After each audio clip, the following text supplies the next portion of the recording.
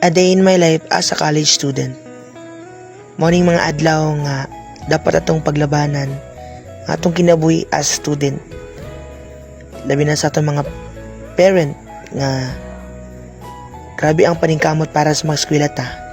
So atang atong mga opportunities nga gihatag nila. So pahalagahan nato.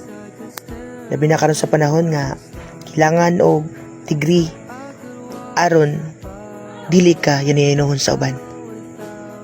Ako maingon sa inyo ha. Salig sa iyong kagalingon. Labi na kung ma-down ka. Padayon lang. Ayog undang.